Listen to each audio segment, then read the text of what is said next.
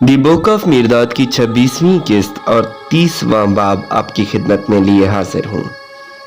30वें बाब में मीकायोन का ख्वाब है और इससे पहले के जो 29 अबवाब है उनमें कहानी तवातर के साथ चल रही है। अभी तक अगर आपने चैनल सब्सक्राइब नहीं किया तो चैनल सब्सक्राइब कर लीजिए ताकि आइंदा अक़साद के मुताल्लिक आपको नोटिफिकेशन मिलता रहे। और अगर ये कहानी सुनने के बाद कहीं आपको ये लगे कि आपको समझ सही तरह से नहीं आ रही तो गुज़िश्ता अक़साद में से कोई एक सुन लीजिए ताकि आपको मालूम पड़ जाए कि कहानी का ताना बाना किस तरह से बुना गया। मीकायोन का ख्वाब। मुर्शिद मीकायोन का ख्वाब कुछ यूं जाहिर करता है। ये इस बाब का टाइटल है। नीरोंदा बताता है कि मुर्शिद के बतहार से लौटने से बहुत अरसा पहले और बहुत मुद्दत बाद तक मीकायोन बर्ताव से ऐसे दिखाई देता था जैसे वो किसी परेशानी में मुब्तला है। ज़्यादातर देर वो अकेला ही रहता, बहुत कम बोलता, कम खाता और शाज़ ही अपनी कोठड़ी से बाहर निकलता। यहाँ तक कि वो अपने दिल का राज मुझ पर भी जाहिर नहीं करता था। हाँ, मुर्शिद को उससे गहरी मोहब्बत थी और हम सब हैरान थे कि मुर्शिद उसकी अजियत दूर करने के लिए क्यों कर कुछ नहीं कहता या करता। जब एक दफ़ा मीकायोन और दीगर लोग अलाव के इर्द गिर्द बैठे उसकी आंख सेंक रहे थे, मुर्शिद ने अजीम अफसरदगी के मुताल्लिक बताना शुरू किया। मिर्दाद मुर्शिद फरमाते हैं कि एक दफ़ा एक शख्स को ख्वाब आया और वो ख्वाब कुछ इस तरह था। उसने देखा कि वो एक वसी और खामोश बह रहे दरिया के सरसब्ज साहिल पर खड़ा है। साहिल पर हर उम्र और हर जुबान बोलने वाले मर्दों, औरतों और बच्चों के एक बहुत बड़े हुजूम की चेल पहल है। उन सब के पास अलग अलग कामत और रंगों के पहिए हैं, यानी चक्कर हैं, जिनको वो किनारे के ऊपर नीचे चला रहे हैं। उस हुजूम ने जश्न के मौका पर पहने जाने वाले रंग बिरंगे कपड़े पहन रखे हैं और वो मौज मस्ती और ज़ियाफ़तें उड़ाने की गर्ज से घर से निकले थे। हवा उनके शोरगुल से मामूर थी। वो लोग बेचैन समंदर की तरह ऊपर नीचे आगे पीछे चढ़ते और उतरते थे। सिर्फ एक शख्स ने जश्न की तकरीब के शायान कपड़े नहीं पहन रखे थे क्योंकि उसको किसी जश्न की खबर ही नहीं थी और एक उसी के पास चलाने के लिए कोई पहिया भी नहीं था।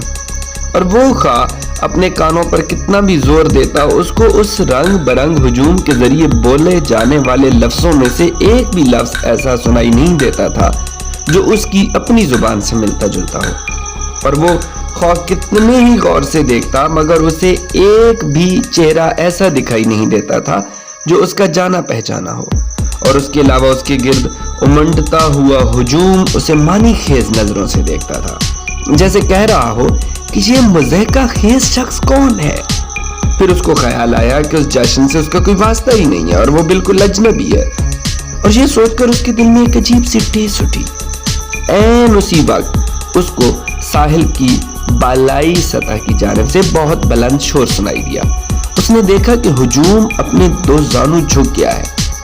उन्होंने अपनी आंखें अपने हाथों से ढांप ली हैं और अपने सर जमीन की तरफ झुका लिए हैं। ऐसा करते हुए वो दो कतारों में बट गए और उन कतारों के दरमियान साहिल की पूरी लंबाई तक एक सीधा तंग रास्ता बन गया है।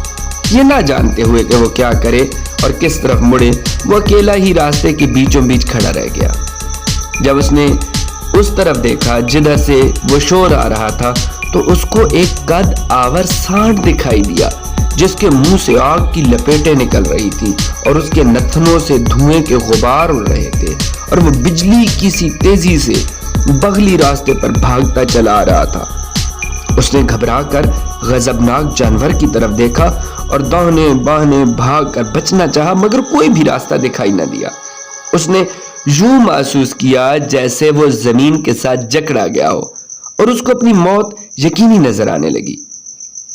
सांड जब ठीक उस जगह पहुंचा जहां उस शख्स को झुलसती हुई आग की लिपट और धुएं का एहसास होना था तो शायद किसी गैबी ताकत ने उस सांड को उठाकर हवा में उछाल दिया गया। सांड उसके पीछे खड़ा था उसकी तरफ और ज्यादा आग और धुआं फेंक रहा था मगर वो शख्स ऊपर ही ऊपर को चढ़ता गया। खा आग और धुआं उसको अभी भी चुभते थे मगर उसको पक्का यकीन हो गया था कि सांड अब उसका कुछ नहीं बिगाड़ सकता और उसने दरिया को अबूर करना शुरू किया। نیچے سبز کنارے پر نظر دوڑاتے ہوئے اس نے دیکھا کہ ہجوم پہلے کی طرح گھٹنوں کے بل جھکا ہوا ہے اور سانڈ اب آگ اور دھوئیں کی بجائے اس پر تیر برسا رہا ہے۔ اس کو اپنے نیچے سے گزرتے ہوئے تیروں کی سنسناہٹ سنائی دیتی تھی۔ ان میں سے کچھ نے اس کے کپڑوں کو بھی چھوا اور ان میں چھید کر ڈالا، مگر کوئی بھی اس کے جسم کو نہ چھو سکا۔ آخرکار سانڈ، ہجوم اور دریا اس کی نظروں سے غائب ہو گئے اور وہ آگے پرواز کرتا گیا۔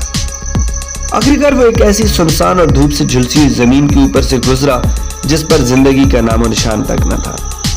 آخرکار وہ ایک اونچے اور باہموار پہاڑ کے دامن میں اترا جو کسی گھاس پات سے ہی نہیں بلکہ کسی چھپکلی یا چونٹی سے بھی خالی تھی۔ اس نے محسوس کیا کہ سوائے پہاڑ پر چڑھنے کے اس کے پاس اب اور کوئی چارہ نہیں ہے۔ وہ بہت دیر تک اوپر چڑھنے کے لیے کسی محفوظ راستے کو تلاش کرتا رہا۔ تمام تر کوششوں کے باوجود اس کو ایک بھی ایسی پگڈنڈی دکھائی دی، صرف ایک ایسی پگڈنڈی دکھائی دی جس پر صرف بھیڑ بکریاں ہی چل سکتی تھی۔ اس نے وہی راستہ اختیار کرنے کا فیصلہ کیا۔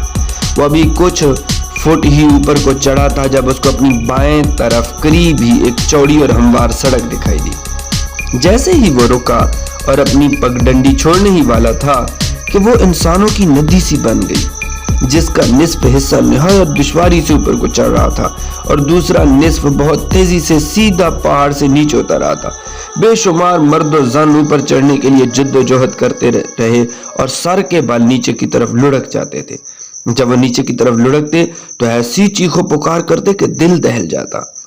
اس شخص نے کچھ دیر یہ عجیب و غریب نظارہ دیکھا اور سوچا کہ پہاڑ کے اوپر کہیں بڑا پاگل خانہ ہے اور جو لوگ نیچے لڑک آتے ہیں وہ اس سے بھاگ کر آنے والے باشندے ہیں، اور وہ اس ٹیڑھی میڑھی پگڈنڈی کو ہی تھامے رہا۔ گرتا پڑتا وہ لگاتار اوپر ہی اوپر کو چلا جا رہا تھا۔ ایک خاص بلندی پر پہنچ کر انسانی ندی خشک ہو گئی اور اس کی تہ بالکل ہی غائب ہو گئی۔ وہ شخص اس اداس پہاڑ پر پھر اکیلا رہ گیا۔ وہاں نہ راستہ کی طرف اشارہ کرنے والا کوئی ہاتھ تھا، نہ اس کے پست ہو رہے حوصلے کو بلند کرنے اور تیزی سے ختم ہو رہی طاقت کو سہارا دینے والی کوئی آواز تھی، سوائے ایک مبہم یقین کے کہ اس کا راستہ چوٹی کے اوپر کی طرف ہے۔ پاؤں گھسیٹتا ہوا، اپنے خون سے نقش قدم بناتا ہوا وہ آگے ہی آگے کو بڑھتا گیا۔ نہایت جان لیوا مشقت کے بعد وہ ایسے مقام پر پہنچ گیا جہاں مٹی نرم اور پتھروں کے بغیر تھی۔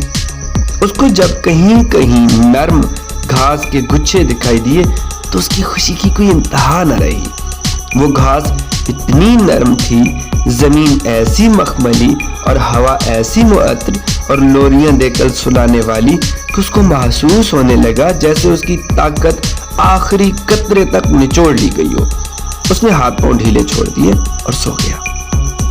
اس کو ایک ہاتھ کے لمس اور اس آواز نے جگایا جو کہہ رہی تھی، اٹھ، چوٹی نظر کے سامنے ہے اور بہار چوٹی پر تیری منتظر ہے۔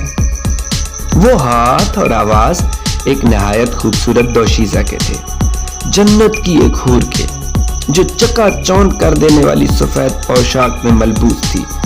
اس نے آہستہ سے اس شخص کا ہاتھ پکڑا اور تر و تازہ طاقت سے بھرپور اٹھ بیٹھا، اور اس آدمی کو سچ مچ چوٹی دکھائی دی اور اس نے بہار کی خوشبو سونگھی، لیکن جو ہی پہلا قدم آگے بڑھانے کے لیے اس نے اپنا پاؤں اٹھایا وہ خواب سے جاگ گیا۔ اگر میکائیون اس طرح کے خواب سے جاگ اٹھے اور دیکھے کہ وہ ایک معمولی بستر پر لیٹا ہوا ہے جس کو 4 سادہ دیواروں نے گھیر رکھا ہے، لیکن اس کی پلکوں کے پیچھے اس دوشیزہ کا جلوہ جگمگا رہا ہو اور اس چوٹی کا معطر چمکیلا پن اس کے دل میں تازہ ہو، تو وہ کیا کرے گا؟ مرشد کی یہ باتیں سن کر میکائیون ایسے بیٹھا تھا جیسے اسے کوئی ڈنگ چبھا دیا گیا ہو۔ میکائیون کہتا ہے، لیکن وہ خواب دیکھنے والا میں ہی ہوں اور یہ میرا ہی خواب ہے، اور اس دوشیزہ کا جلوہ بھی مجھے ہی دکھائی دیا، اور وہ خواب آج تک میرا تعاقب کرتا ہوا مجھے چین نہیں لینے دے رہا۔ اس نے مجھے اپنے آپ سے بیگانہ بنا دیا ہے۔ اس کی وجہ سے میکائیون اب میکائیون نہیں پہچانتا۔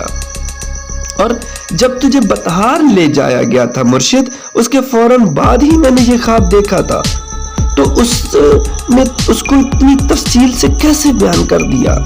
تو کیسا انسان ہے جس کے لیے دوسرے لوگوں کے خواب بھی کھلی کتاب کی مانند ہے؟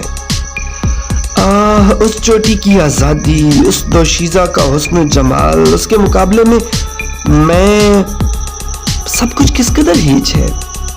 ان کی خاطر میری روح جیسے مجھے چھوڑ گئی تھی، اور صرف اس روز میری روح میرے پاس لوٹ آئی جب میں نے تجھے بطحار سے واپس آتے دیکھا، اور تب کہیں مجھے راحت اور طاقت کا احساس ہوا، لیکن وہ احساس پھر کھو گیا، اور ایک بار پھر ان دیکھے تار مجھے اپنے آپ دور کھینچے لیے جا رہے ہیں۔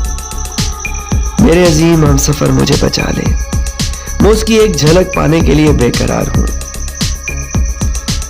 یہ باتیں سن کر میکائیون سے مخاطب ہو کر میرداد فرماتے ہیں، میں اس دنیا میں جو اپنے گھر میں اتنے آرام سے ہے، بے گھر ہونے کے ناقابل برداشت وصیت بھیجنا چاہتا ہوں۔ میں چاہتا ہوں کہ اس دوشیزہ کے پاس اسی چوٹی پر چلا جاؤں۔ تو پھر خوش ہو کہ تیرے دل میں عظیم افسردگی بیدار ہو اٹھی ہے، کیونکہ یہ میرا ناقابل تردید وعدہ ہے کہ تجھے اپنا ملک، اپنا گھر ملے گا، اور تو اس نازنین کے پاس اس چوٹی پر پہنچے گا۔ میرداد کی یہ بات سن کر بیمار کہتے ہیں کہ رب کا واسطہ ہے مرشد، ہمیں اس افسردگی کے متعلق تفصیل سے بتا، ہم اس کی کن علامتوں سے اسے پہچان سکتے ہیں۔ یہاں پر آ کر 30ویں قسط اختتام پذیر ہوتی ہے اور 31واں باب شروع ہوتا ہے عظیم افسردگی کے بارے میں۔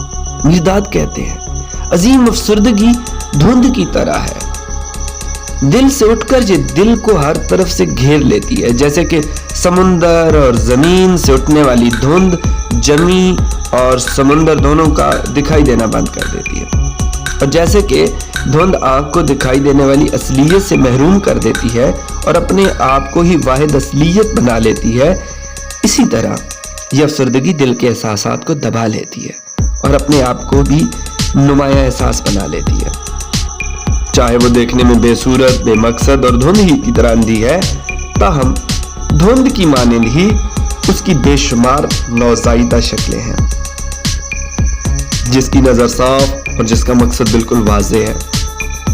عظیم افسردگی بخار کی طرح بھی ہے، جس طرح جسم میں ڈھکا ہوا بخار جسم کے زہروں کو جلاتا ہوا اس کی قوت کو بھی خشک کر دیتا ہے، اسی طرح یہ افسردگی دل میں کشمکش سے پیدا ہو کر اس کی کثافت اور ہر فاضل چیز کو ختم کرنے کے ساتھ ساتھ دل کو بھی ناتواں کر دیتی ہے۔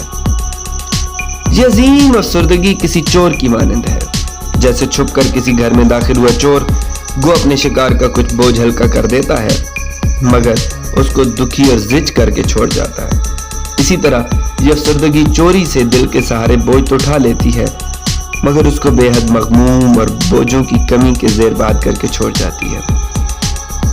وہ ساحل بہت کشادہ اور سرسبز ہے جہاں مرد و زن اپنے ناپائیدار دن ناچتے، گاتے، مشقت کرتے اور روتے ہوئے گزار دیتے ہیں، مگر وہ آگ اور دھوئیں کے غبار چھوڑتا ہوا سانڈ نہایت خوفناک ہے جو ان کے پروں کو باندھ دیتا ہے، ان کے گھٹنے لگوا دیتا ہے، ان کے نغموں کو واپس ان کے ہی گلوں میں ٹھونس دیتا ہے اور ان کی سوجی ہوئی آنکھوں کو، پلکوں کو ان کے ہی آنسوؤں سے چپکا دیتا ہے۔ وہ دریا جو ان کو دوسرے کناروں سے الگ کرتا ہے بہت گہرا اور وسیع ہے، نہ تو وہ تیر کر ہی اس کو عبور کر سکتے ہیں، نہ ہی چپوؤں یا بادبانوں کے ذریعے کشتی چلا کر